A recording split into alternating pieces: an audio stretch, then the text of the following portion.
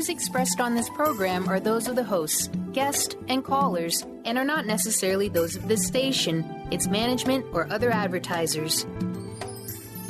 You're listening to Transformation Talk Radio.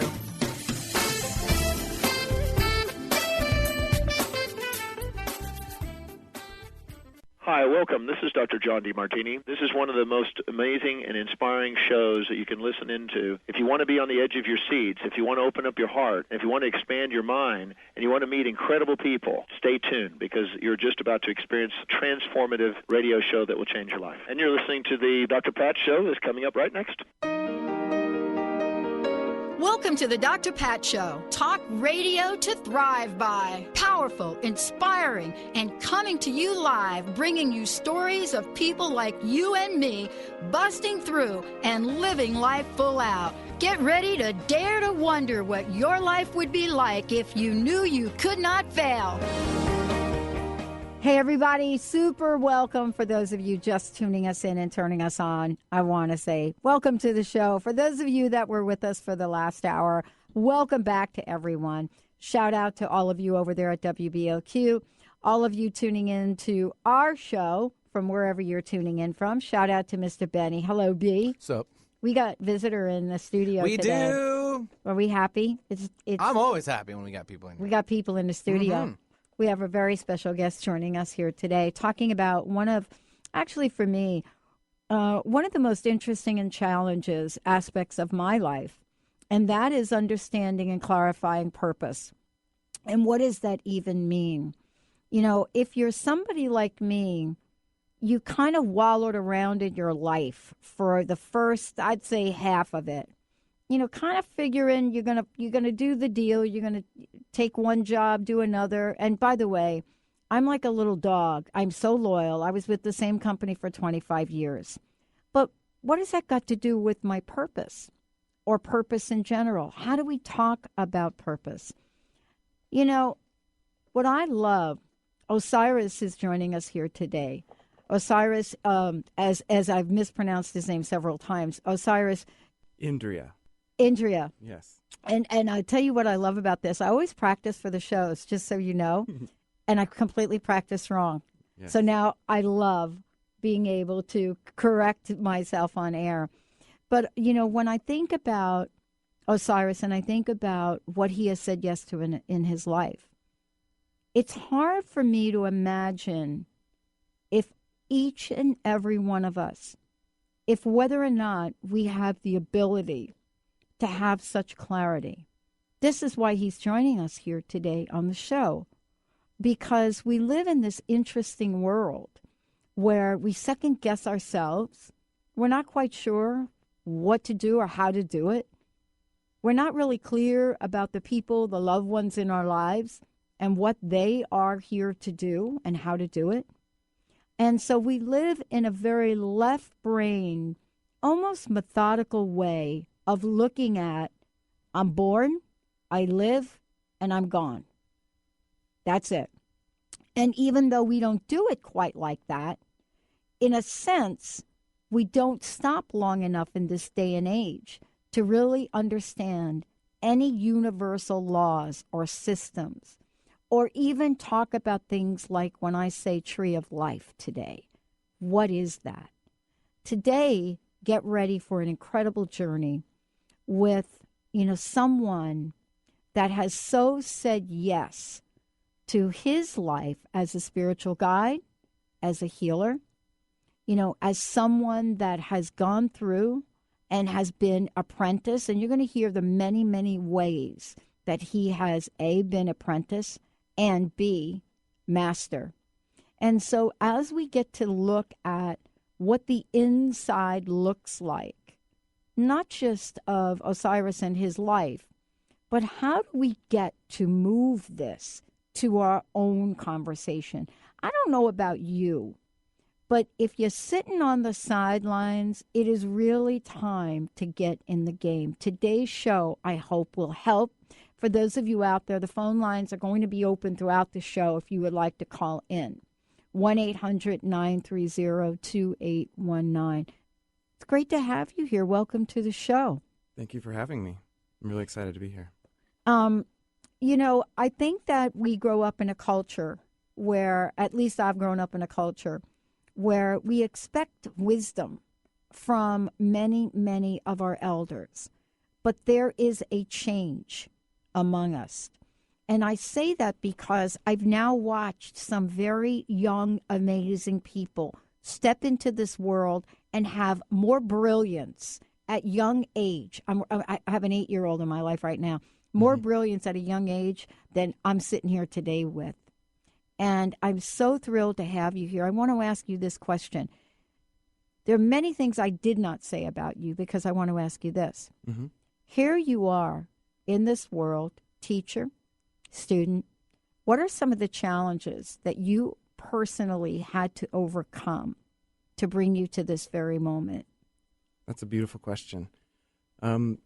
So when I started life as most kids, innocent, maybe a little bored with the world controlled by the adults. And I was fortunate where very young I had a clarity of mission that occurred around 6 years old for me. I was in a Catholic church in Mass, drawing on envelopes, bored because it was not structured or set up for me. And I had this voice in my head that said I would master myself in this lifetime and bring as many people with me as I could. I saw this beautiful vision of all these people walking with me as equals, and that sounded great. But I was 6 years old, and I was really ignorant of the world and innocent and didn't understand the ramifications of that. But I actually lived with that as my focus for most of my childhood and teenage years, and assumed that I would be finding that path to accomplish that mission in the Catholic Church, because that's where that inspiration came to me.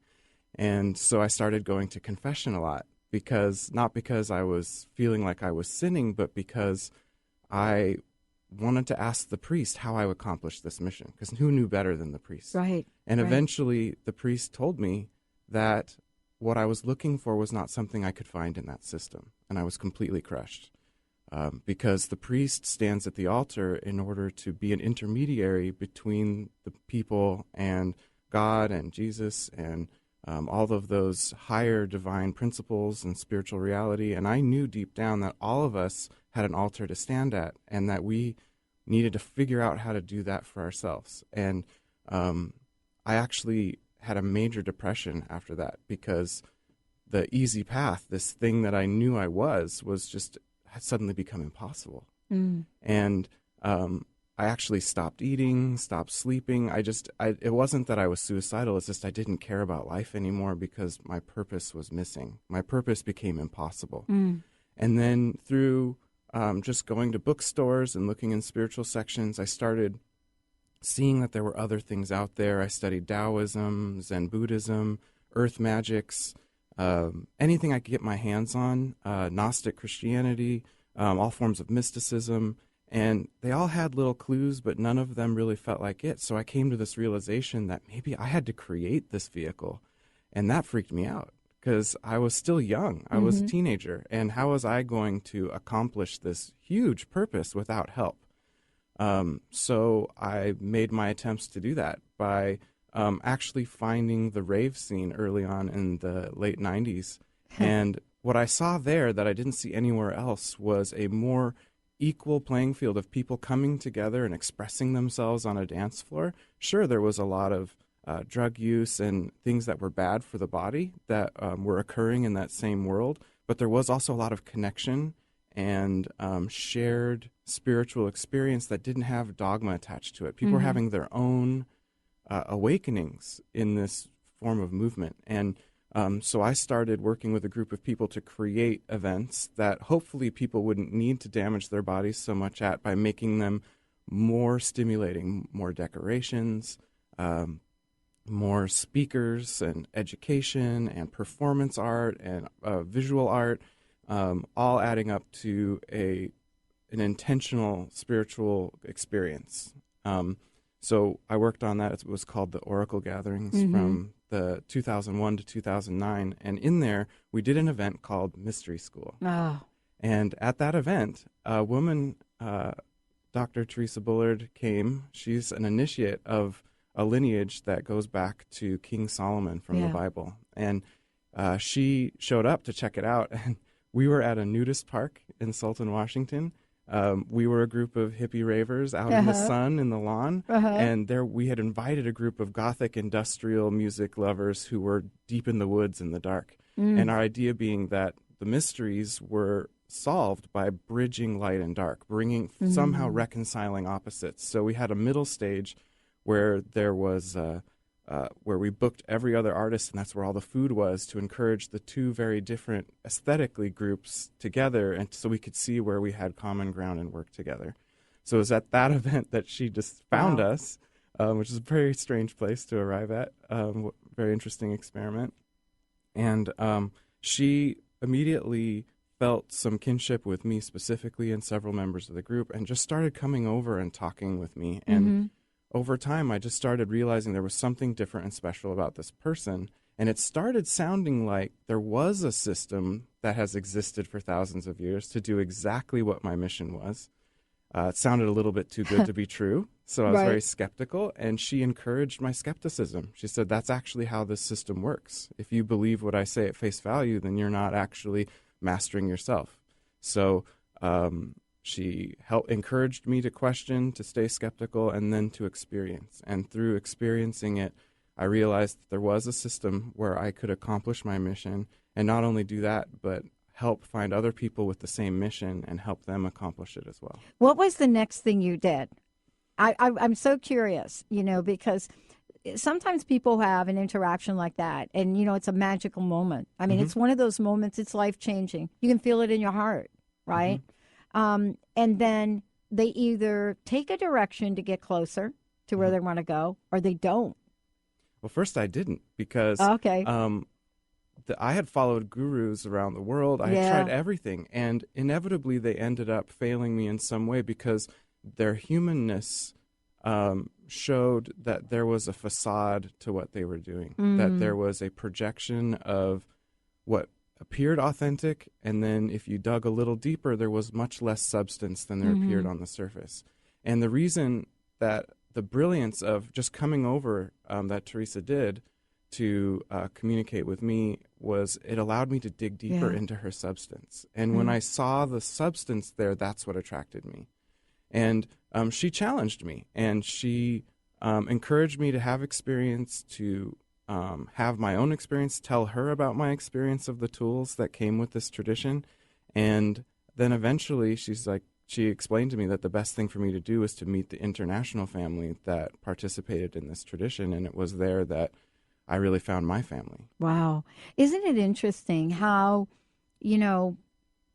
how our willingness to learn about the underpinnings of who we are, ourselves, how that really leads us on a path where all the dots seem to get connected very naturally and very beautifully. When we come back, I want to ask you about what was it about that interaction that took you to the place where you are today? What were the dots that did get connected for you? And did it or did it not create more of a craving for knowledge and wisdom, or less? Let's take a short break. We'll be right back, everyone. Purpose is today's conversation.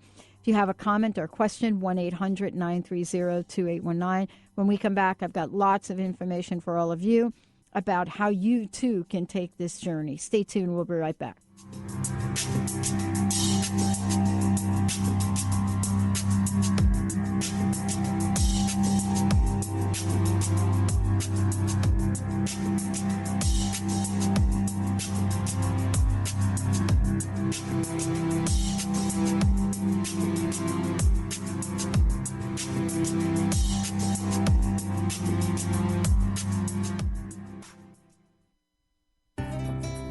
What does it mean to be healthy? For each of us, it means something a little different. Discover the art of herbal medicine, a natural way to help our bodies respond better to the modern-day stress and toxicity of our everyday lives. Using organic herbs from around the world, the skilled herbalists at Urban Wellness in Kirkland can help you choose the herbs that are right for your body. Find your herbal solutions for common health issues at urbanwellness.com. That's HERBAN wellness.com. Put a little woohoo in your life with Keys. Keys Clear Protein Waters have 22 grams of smile-making, attitude-adjusting protein in every bottle. Did I mention its tongue-tingling taste? Not just another guilty pleasure. With Keys, you'll enjoy every low-sugar sip and freedom from gluten, lactose, and GMOs. Who needs the fountain of youth when you can find Keys on Amazon or at Keys, Kees, please.com. Put a little woohoo in your attitude with Keys Protein Water. Are you ready for a radical shift in your way of being? Are you seeking a more deeply connected and fulfilling life? Awakened Living Radio is a show dedicated to helping you embrace a life filled with profound peace, connection, and happiness. TJ Woodward is passionate about helping you find your clarity, balance, and purpose. Join co-host TJ Woodward and Dr. Pat Basili on the first Monday of every month at 11 a.m. Pacific Time for Awakened Living Radio on TransformationTalkRadio.com. Tune in to Lucid Planet Radio with Dr. Kelly Neff. This hit show will illuminate your senses and empower you beyond your daily stressors and hardships. Renowned psychologist and author Dr. Kelly will captivate you with far-reaching topics and amazing guests as you wake to the greatest version of yourself. Learn to tap into your intuitions, think critically about our world, heal emotional and psychological wounds, and follow your passions to live your dreams. The Lucid Planet. Welcome home. Visit lucidplanetradio.com for more information. Awaken to your radiant, authentic self. For over 15 years, Soul Purpose Advocate Nancy Monson has been focused on leading change in the lives of those looking to live their true purpose. She is devoted to supporting people in living a soul-directed life every day. Let Nancy help you overcome fear, worry, and doubt. Visit everydayspirituality.com to learn how Nancy can be your Soul Purpose Advocate. Almost everyone at some time in their lives ask themselves, what am I? Most of our questions are ego-generated and simply don't address the problem of our false self. It's time to relax your ego and embody your soul. Dr. Dan Cohen, neurologist, inventor, and author, has created tools to awaken, a new way to transform from who you thought you were into what you truly are. Visit toolstoawaken.com today. The following audio is via a Skype call.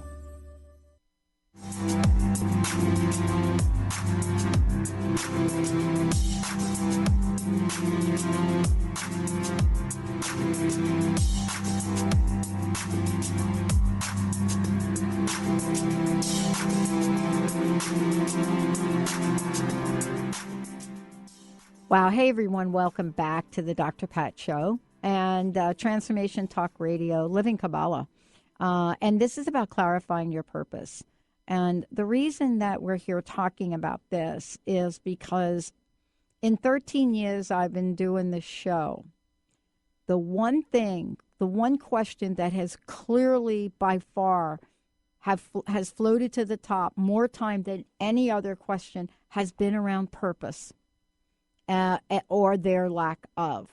Now, what I want to say about this, Osiris is going to give us some information, is that there are a series of opportunities for all of you out there and thinking, how am I going to get insight? What can I learn? How can I do it? So we've got a couple of dates that I would love for all of you. If you don't have a pen now, you can. This show is going to air again later tonight on Transformation Talk Radio. But again, we're going to give you phone numbers. There is a way for all of us to understand how we can fully live. Thank you for joining us here today on the show. Thank you. Would you mind let's give out some information for people, and we'll mention it again later. Yes. So the program that I'm here speaking about today is called Living Kabbalah, And the actual experience is a 10-month-long experience. So it's a pretty major commitment. That begins January 30th and 31st here in Seattle. And because we know it's a big commitment, it's helpful to have a little flavor of what it's going to be about and what some of the tools are. So we have some opportunities before then to sample a few of the opportunities within this tradition. The first one being on December 2nd at the 10th House Light Center, which is where I work. And it's all about living Kabbalah and redirecting your abundance. So it's about money, and it's about how money can be a spiritual thing. Yeah. I love that, because we often think about spirituality and money not coexisting on the same plane. But when we go back and we look at the people that, walk the earth, the masters, the teachers, they were not poor. Nope. They had property. Yes. They understood the essence of abundance. They really got it. And all of a sudden we have this idea that spirituality and abundance cannot coexist, or that we're not meant to have them coexist. So this is a very important topic in the day and age we live in. I mean, even Jesus, when he was born, 3 wise men brought gold, frankincense, and myrrh so he could do his mission. So he started with wealth from the beginning so he could accomplish that. He chose to live in poverty later as part of his mission, but in order to get started, there was a foundation of abundance. Absolutely. Okay, now what's the other event? So for those who are ready and they know that they're going to be participating, we have an enrollment party for everyone who's going to be joining the class in January on December 11th. And that's where we're going to just get together, celebrate, meet each other, and talk a little bit about how the actual 10-month program works, and talk about dates and scheduling, because typically class size is around 30 people. So when you have that many schedules to coordinate together, it's helpful to get a little jump start on that. Yeah, and you take this journey with other people. Yes. That's what's so cool about this. Yes. You really get to take the journey with others. It's really a community of love and learning. Exactly, because living Kabbalah is not something that I can teach someone. It's something where I can share my relationship with Kabbalah, but people awaken their own relationship with it. So the more people involved, the more you can see other people building their relationship, and that should inspire you to build more of your own.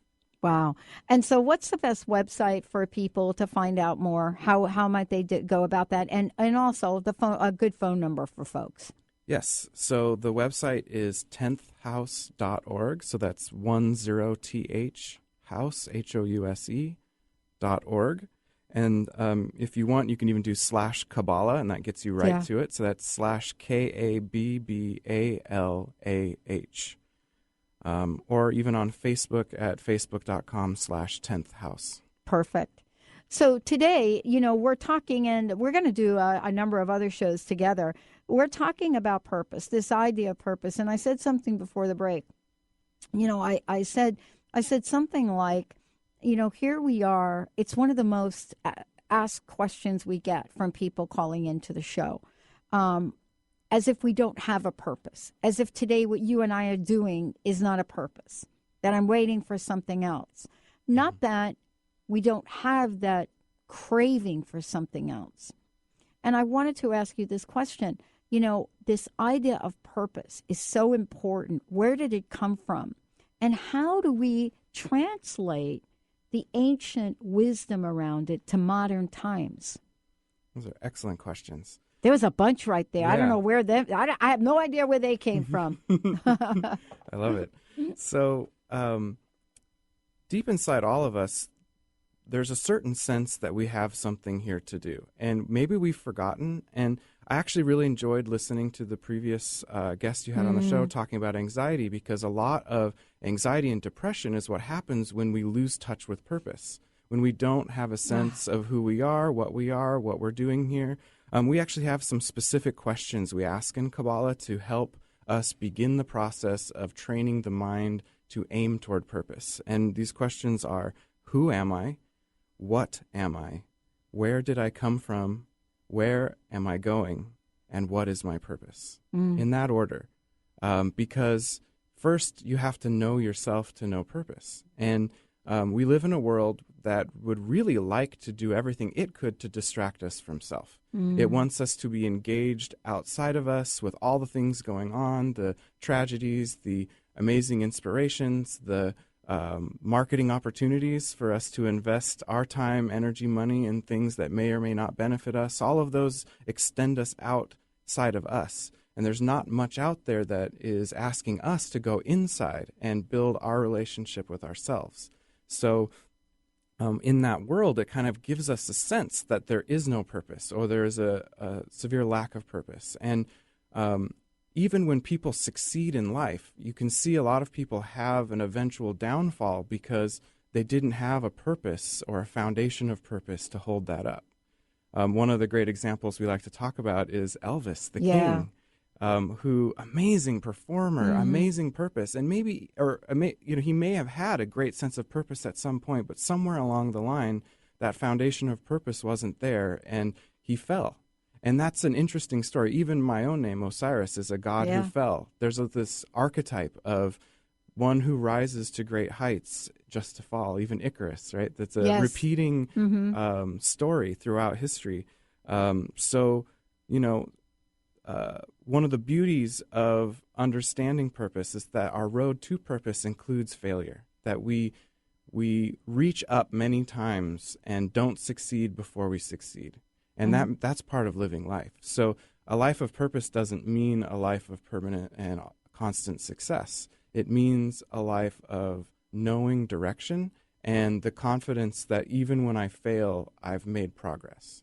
Yeah, I want to ask you about this because when we come back from break, and we're going to skip the last break too, I want to ask you about this because, I had someone say a very interesting thing to me the other day, actually maybe last week it was.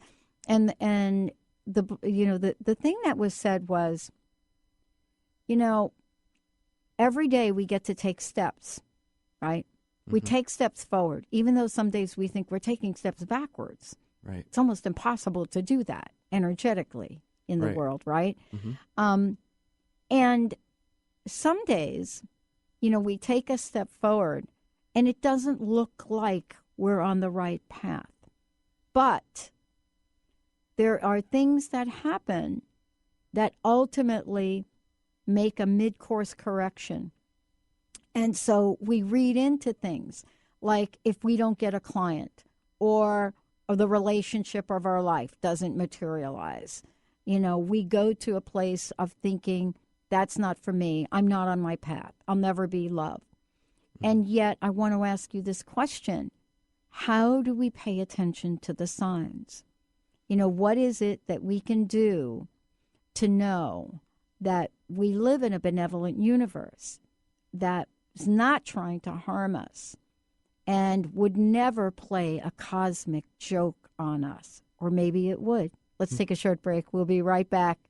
The cosmic joke. Could it be our purpose? Stay tuned. We'll be right back.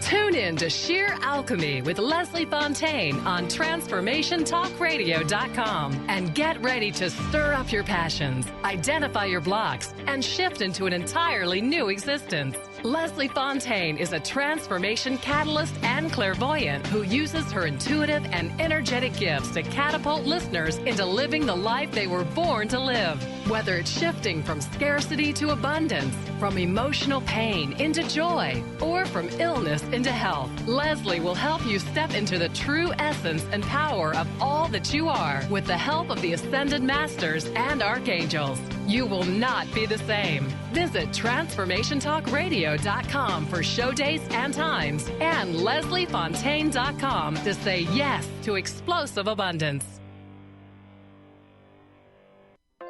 Naturopathic doctor, founder of the Martha's Vineyard Holistic Retreat, and author of the New York Times bestseller 21 Pounds in 21 Days, Dr. Ronnie DeLuce has helped tens of thousands of people, including celebrities and athletes, with her message of lifestyle change. Now Dr. Ronnie DeLuce wants to help you. You too can be saved. Email Dr. Ronnie DeLuce at info@ronniedeluceonradio.com and visit mtheholisticretreat.com. Dr. Ronnie DeLuce, your partner in wellness. Called the Oprah of radio by her listeners, award-winning host Dr. Pat Baccili is blowing the doors off of traditional talk radio. Get ready for an energizing delivery and powerful interviews with leaders in the field of human potential. Dr. Pat's fresh, new perspective on living life full out has catapulted her show to the top of talk radio. Tune in and Dr. Pat will help you thrive instead of merely survive. Visit thedrpatshow.com. That's THEDRPatshow.com for listening times in your area. What would you say if I told you that you could change your life in only 1 hour and all while lying down relaxing? Thousands of people all over the world have. What am I talking about? It's called Access Consciousness, the bars. The bars is an energetic body process that contains 32 different points on your head that, when run, assist you in releasing decisions about any area of your life that you have made solid and as a result cannot change. The bars is the first class in Access Consciousness, a dynamic set of tools and information designed to transform any area of your life. When you have a bar session, the worst that can happen is you feel like you had a fantastic massage. The best thing that can happen is your whole life could change. Go to accessconsciousness.com today to find a facilitator to schedule a private session or to find a bars class in your area. Are you willing to give yourself an hour to change your life?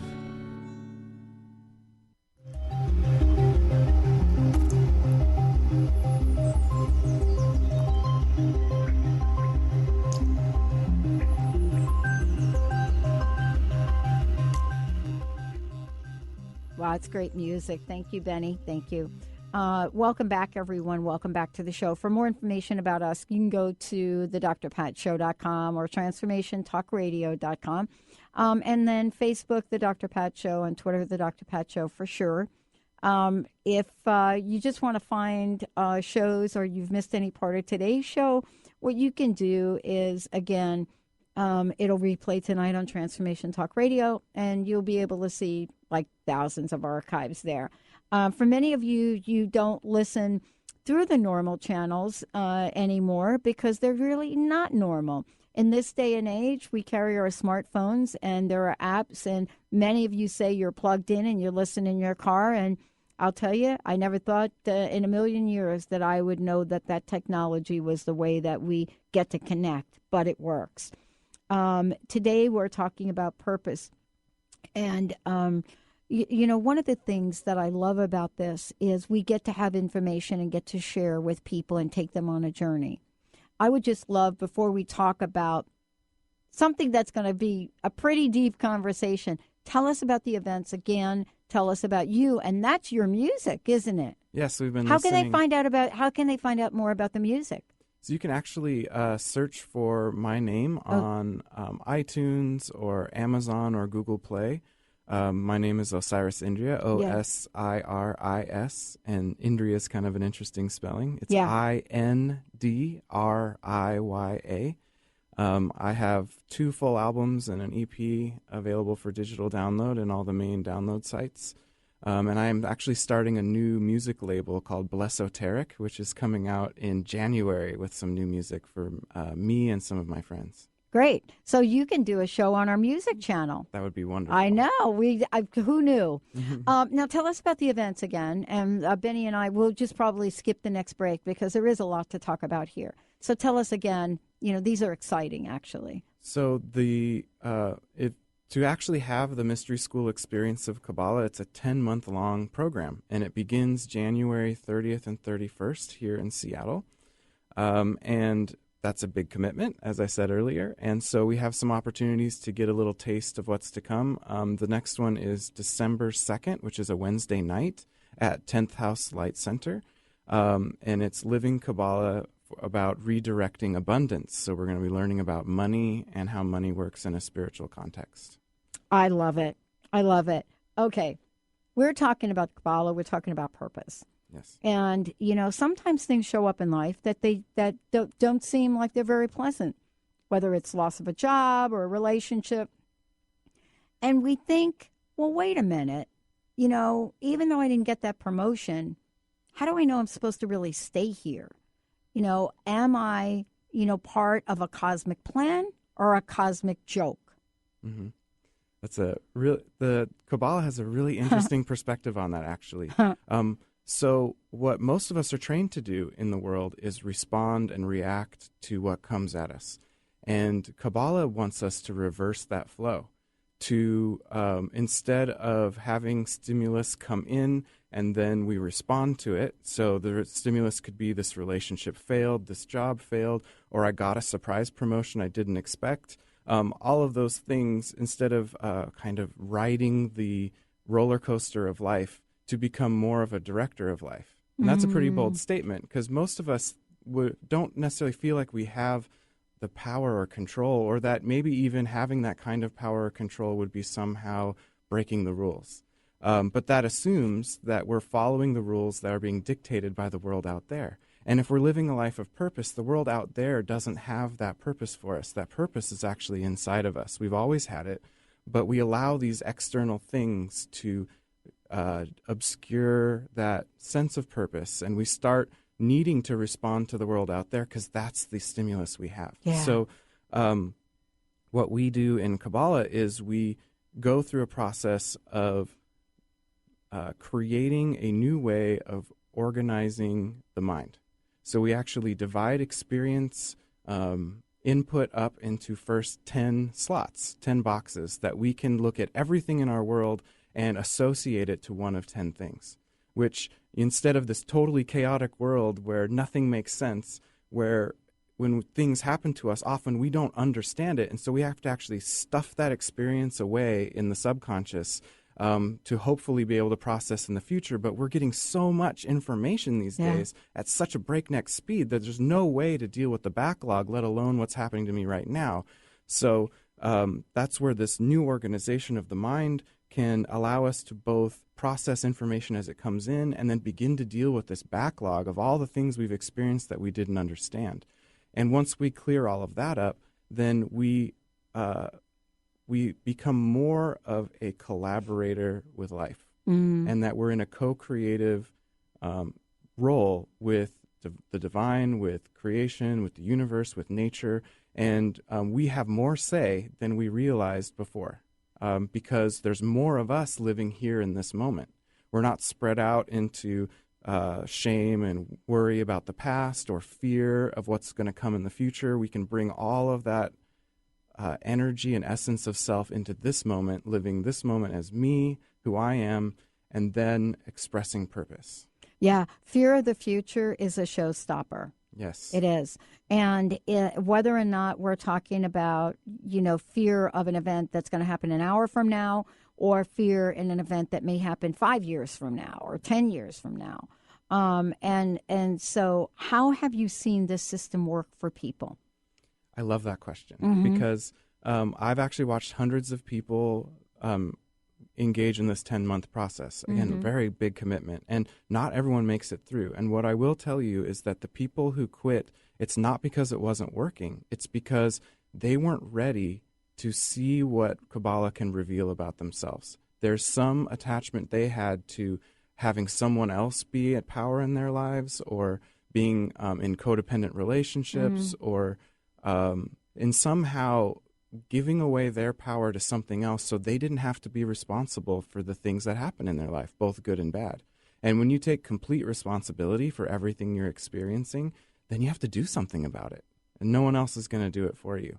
And that might seem kind of lonely, but it's actually extremely empowering. And when you take that responsibility and you see that you can make those changes, then you actually get to show up and really participate in community as yourself, instead of allowing other people to set that experience up for you.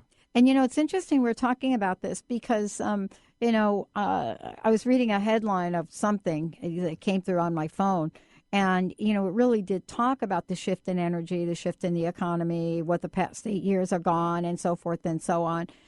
Yet for people, they're not quite there yet. They're not, folks are not quite there yet. Yet we measure all of this in the outside world. Right. We measure these markers in the outside world. When we say take responsibility for something, it's interesting that you were talking about shame, because shame would prevent us from even looking at the thing, let alone take responsibility. How does Kabbalah help people go from that place of shame, right, to that place of freedom? So as I mentioned before, you divide experience into these 10 buckets or slots or files, depending on how you want to think about it, but these sections of experience. And when you start with that system, then as you look into each one of those slots, you can see where we are uncomfortable looking. And that gives us a clue as to the type of healing we need to experience. And it usually, healing almost always incorporates some level of forgiveness of self, forgiveness of other, usually a little bit of both. Yeah. And we can bring that healing ourselves. So another thing Kabbalah tells us is I can reveal these hidden places in me, and that I'm the one to heal it. It's not someone else who's going to do this. Someone else might help be the reflection or the mirror that I use to illuminate these places, but it's ultimately me that needs to understand and do the change, become the change that allows that healing to take place. I wanted to ask you a question about it, about something you said. We're talking about this program, right? Yeah. And we're talking about the fact that, this is a commitment. But I really love that we are using that kind of language, because sometimes we don't think purpose is a commitment, right? Yes. And I've heard this more times than not, that I'm just waiting for my purpose to kind of pop up, then I'm going to know, and there I'm going to be. Yes. Now, when it showed up for me, I didn't know it was what I was really supposed to do. I did think it was a little cosmic joke. And B, I didn't have any sense that it would contribute to anything in the world at all. And so how will people learn the essence of what is being revealed to them? And I know that is a tough question because it's different from everyone. But you have watched hundreds of people. Yes. And you have seen the change in people. Yes. How have they been different, if you can just share a little bit about that? Sure. So in all of these different classes, so you have this 10-month commitment, you've got all these different people. And what's interesting is that you move through the process, or these 10 slots, together. And so even though you have people of all different ages and backgrounds, they are having a similar experience. So the very first thing we do, it's a process called ascension. And it's different from maybe how most people use that word. It's an actual ritual ceremonial process that's been being done in the mystery school tradition for thousands of years. I would actually say it's more of a science than it is a meta-science, because of the fact it's been tested for generations in all different cultures. And what it does is it changes your vibratory frequency so you can exist at this slot. So I mentioned these 10 slots. So there's a part of you that's resonating there. So what happens is you begin to look at your life through that lens. You don't master it right away. It takes time. But then so are all these other people in the group having that same experience. And even though we're so different, it's the similarities that help us to understand what that hidden place is in the middle of all of that. Yeah. So it's even though you have really, like, some people will go home and look at their house and be like, oh my gosh, I have all this stuff I don't need. I've been holding on to these boxes of things for decades maybe, that I always thought one day I'm going to make use of this. Well, maybe it's not relevant to me anymore. Or other people look at their relationships, but yet there's some similarities to the approach that people find together and find in that community, and begin to have a much deeper understanding of who they were before and how they want to be in the future. I one of the things I was struck by in thinking about this and knowing I was going to speak with you today is how we think purpose is an end game. meaning it is, okay, I'm going to discover my purpose, and off I go, and I'm going to just, like trod right along there, and there we go, and that's it. I'm going to have that purpose.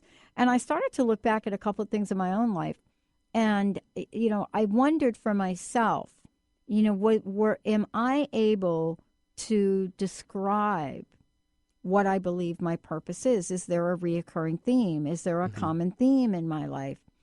And I wish I could sit here today and say that I got the divine insight and I have a sense of it. I don't. But one of the things that resonated for me was I have always gotten sort of on the underdog team. This is really interesting because you and I were talking about Gloria Steinem. We were talking about Gloria Steinem during the last show, and you and I were talking about some of the people we know together, right? And what I was struck by is how we look at purpose like we look at a job. Yeah. I got this job. I got my purpose. I got my purpose, and maybe my purpose is my job.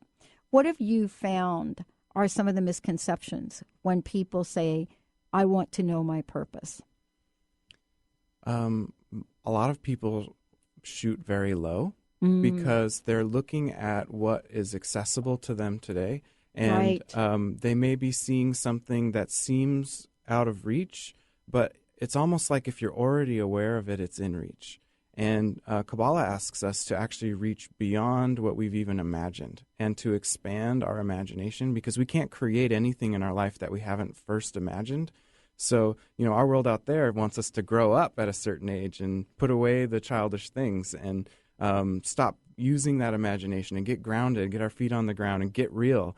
But what Kabbalah says is, no, the opposite. We should be masters of imagination. So for us, shooting high, it means literally inventing something that's never been in this reality before. And that's what our purpose is to bring us into this physical universe, because I am not a physical being. You are not a physical being. We are spiritual beings having a physical experience.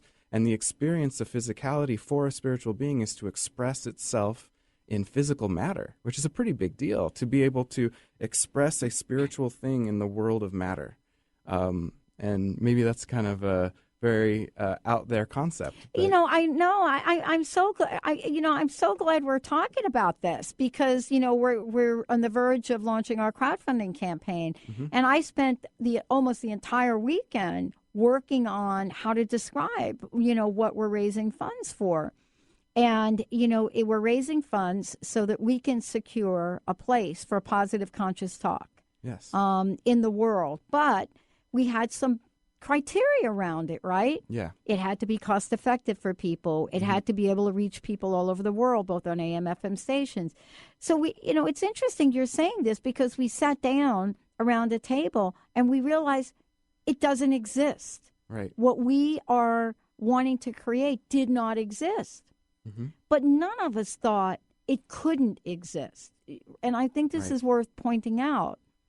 It's okay to know that it doesn't exist, but how do we prevent ourselves from going to the next place, which is, well, that doesn't exist, it'll never happen. That's not where we are, by the way. Right. Because we've half developed it. It's almost finished. Awesome. I mean, think about a network that is a plug and play, where an entire other network can literally plug in positive content every show, every host, every hour, everything they've ever done in 3 clicks.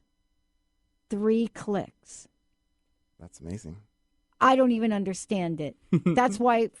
But we didn't have a moment until recently, I must say, where we weren't sure if we could pull it off. How do we deal with doubt in this process, right? How do we deal with doubt? It's such a toxic thing. Well, doubt comes from a part of us that in our tradition we refer to as the negative ego. So in especially spiritual circles, there's this idea that ego is somehow bad. In fact, nothing would happen without ego. It takes ego to have the ambition to go, I'm going to create something that never existed before. But there's a part of us that's the negative ego, which is related to that subconscious dumping ground where all of that stimulus that we couldn't process, we dumped all of it in there. So that's all festering and saying, you can't do that. You don't have the energy for that. You got to deal with me first. Or your past experience says you can't do that. This is impossible. Or you don't have enough money for that. Or you don't have enough time. Or you don't know the right people.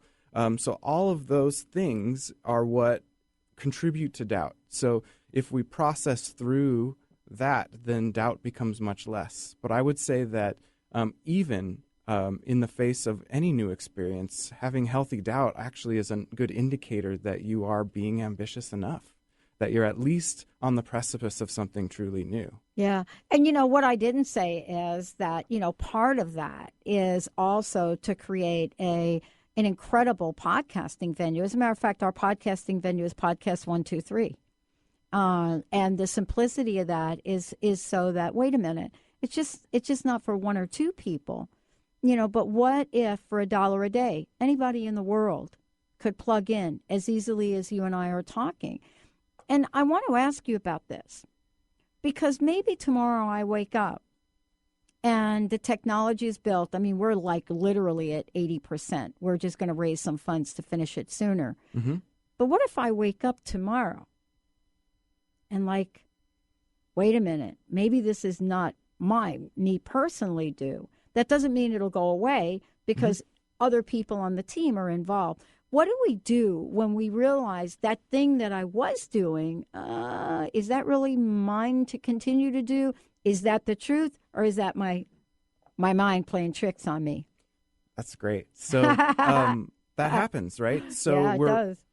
There's a few sources of that. So the interesting thing is that can come from many places. So it can come from the fact that I have a track record of only completing things to 80%, and then I hand things off to others. And that's my pattern. That's always how I've worked. Some people even say that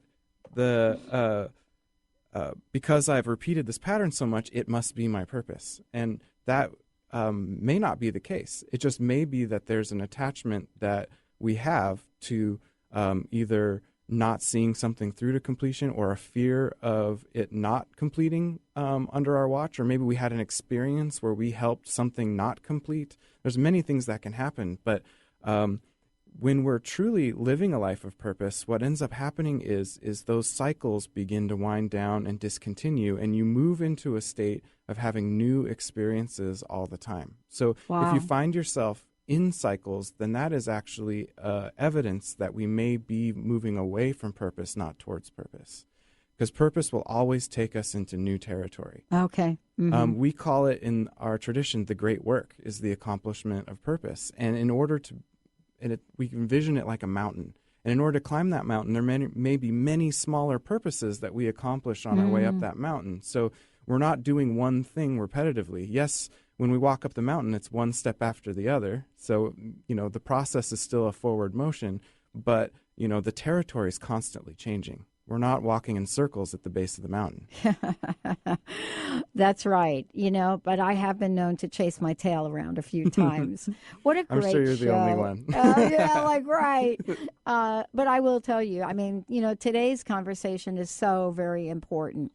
For a lot of reasons, for folks listening to the show, we get to contemplate that next step that we may not have taken without hearing what your message was. Thank you so much for today. I've got one last question, and then give out the website again. What's your personal message?